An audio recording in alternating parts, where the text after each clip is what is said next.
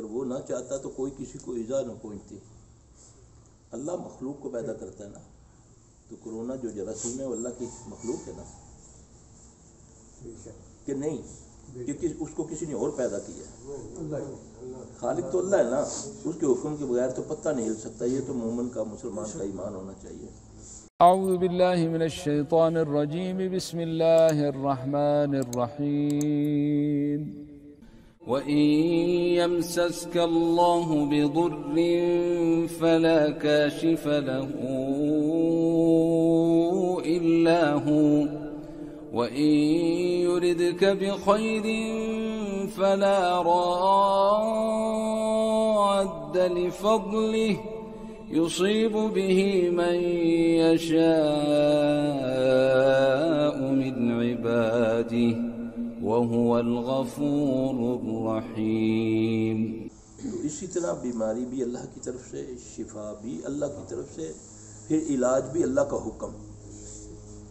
کیونکہ اللہ پاک نبی صلی اللہ علیہ وسلم نے فرمایا کہ اللہ نے کوئی بیماری نہیں اتاری پہلے اس کا علاج اتارا. اسلام کسی بیماری کو لا علاج نہیں مانتا. ٹھیک، بڑھاپے کا کوئی علاج نہیں آپ نے فرمایا. ہر بیماری کا علاج ہے، بڑھاپے کا کوئی علاج نہیں. یہ تو ایک فطرتی بات ہے. اب وہ اس عورت کو جو لفظ آپ صلی اللہ علیہ وسلم نے فرمائے نا، اگر تو اس پہ صبر کرے گی، اس کو جناتی مرگی تھی نا. ایک حدیث میں نے وہ کہتی ہے یا رسول اللہ صلی اللہ علیہ وسلم جب مجھے یہ کالا بندہ نظر آتا ہے مجھ کو دورہ پڑ جاتا ہے. پھر آپ نے اس پر اس کو کیا کہا؟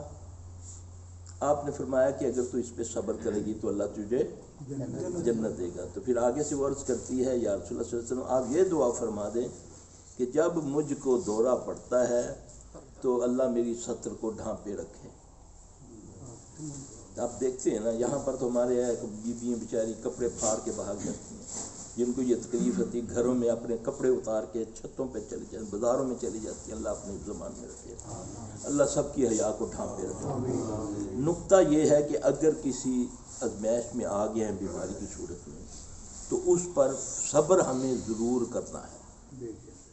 کیونکہ اللہ خالق مالک ساری کائنات کو کن کہہ کر بنانے والا، وہ اپنی مدد کو دو چیزوں سے مشروط کرتے ہیں. قرآن کے اندر اللہ فرماتے ہیں یا ایھا الذین آمنوا استعینوا بالصبر والصلاۃ، اے ایمان والو مجھ سے مدد مانگو.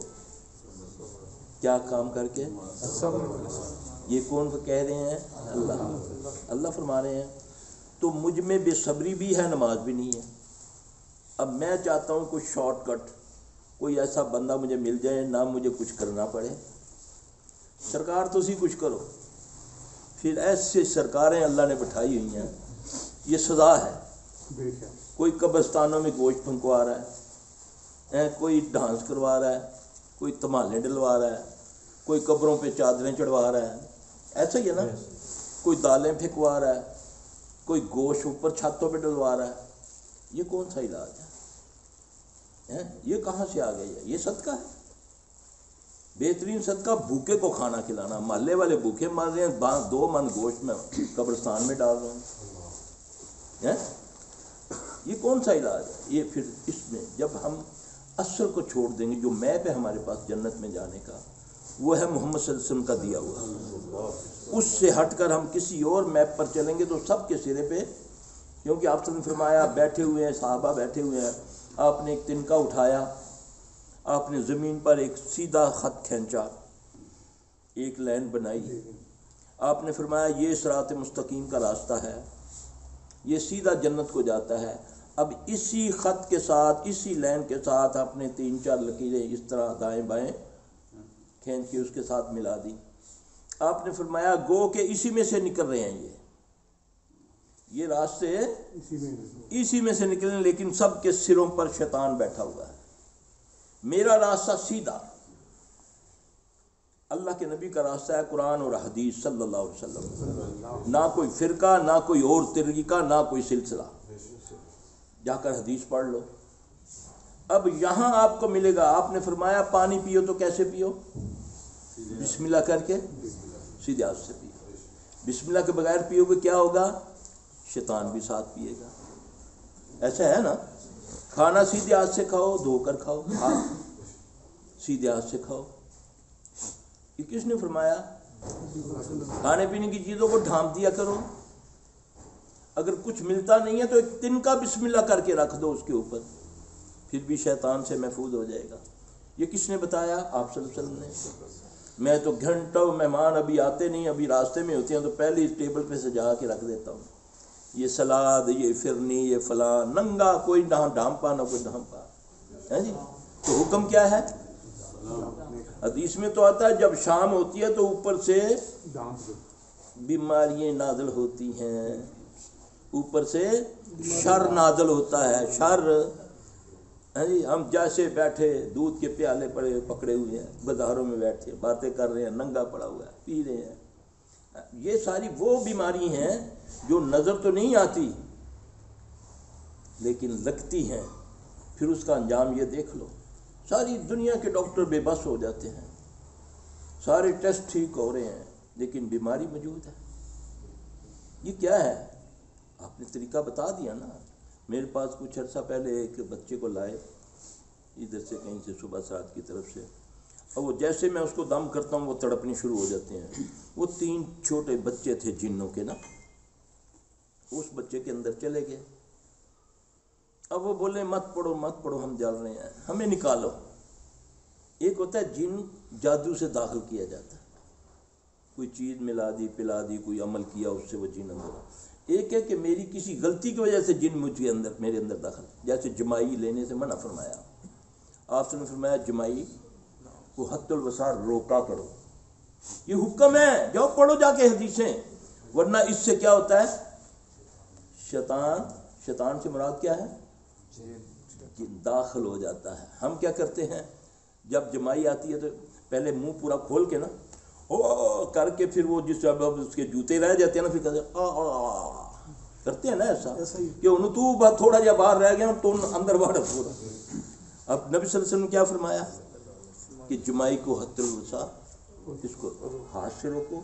आसान तरीका इसका ये जो दांत है ना सूए वाले जिसको बोलते हैं दरिंदा के दांत, इनको आप मिलाएंगे तो जमाई रुक जाएगी है जी। इससे वो जाता है अंदर, शैतान जाता है, जिन चला जाता है। आपने मेरा सुबह उठो तो सबसे पहले आप नाक को ज़ोर से सुड़को, क्योंकि तुम्हारे नथनों के अंदर रात पूरी शैतान ने गुजारी है। ये अल्लाह के नबी सल्लल्लाहु अलैहि वसल्लम, जहाँ शैतान का नाम आएगा वहाँ पर ये ज़रूरी नहीं है कि वो अबलीस आएगा।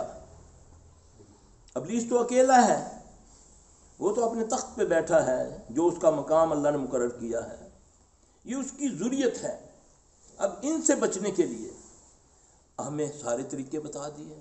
हाथ धोकर खाना खाओ, हाथ धोने के बाद हाथ धो लिया करो। उस घर से कभी खैर ख़त्म नहीं होती। घरों में जब दाखिल हो अस्सलाम वालेकुम कहा करो, हैं जी। ये कुरान कहता है, ये सिखा रहा है ना तुम्हें अल्लाह, तुम्हारी ट्रेनिंग कर रहा है ना अपने नबी के ज़रिए से, उस किताब से जिसमें कोई शक नहीं, ला रईब फी, अल्लाह कह रहा है ना। उस किताब में ना जब किसी के घरों में जाओ या अपने घरों में जाओ क्या करो, किसी को पाओ न या ना पाओ अस्सलाम वालेकुम कहो। मैं तो तौहीन समझता हूँ बीवी को सलाम करते हुए, नौकरानी को सलाम करते हुए, हैं। मुझे हुक्म है जब तुम जाओ, हैं, तुम्हारा सलाम करना तुम पर, तुम्हारे ख़ानदान पर सलामती है। अल्लाह कह रहा कुरान में। मैंने किया कभी ऐसा नहीं जी, हम पर किसी ने कुछ किया हुआ है तो जो तू करता फिरता है उसी वजह से है ना। ये बताया ना तुम्हें, ये पढ़ो ना, तुम्हें कुछ नहीं होगा। जब सुबह फजर के बाद 3 बार इखलास फलक नास पढ़ लेते हो ना, तुम पर कभी जिन, ना कभी नज़र, ना कभी जादू होगा, क्योंकि सुबह तुमने कह दिया अल्लाह को, कुल आऊज़ु बिरब्बिल फलक, कह दे मैं उस फलक के रब की। फलक किसको बोलते हैं? है कोई कायनात में अंधेरे से निकाले रोशनी को या रोशनी से निकाले अंधेरे को? फाड़ने वाले रब की, जो अंधेरों में फाड़ के रोशनी को निकालने वाला, मैं उसकी पनाह में आया। मिन शर्रे मा खलक, उस शर से जो उसने पैदा किया। शैतान को किसने पैदा किया? तो तुम्हें कौन बचाएगा उससे? अल्लाह के सिवा कोई नहीं बचा सकता। मिन शर्रे मा खलक व मिन शर्रे गासिकिन इज़ा, अंधेरों के शर से। اندھیروں میں تو ہماری عیشی ہے، اندھیروں میں تو ہمارے سارے کام ہوتے ہیں۔ آپ نے فرمایا مغرب کی اذان سے پہلے، مغرب کی اذان سے پہلے اپنے گھروں کو اللہ کا نام لے کر اپنے دروازوں پر اللہ کا نام لے لیا کرو۔ جس دروازے پر بسم اللہ پڑھ دی جائے وہاں جنات شیاطین داخل نہیں ہو سکتے۔ اپنے بچوں کو، اپنے جانوروں کو اپنے گھروں میں روک لیا کرو۔ کس وقت؟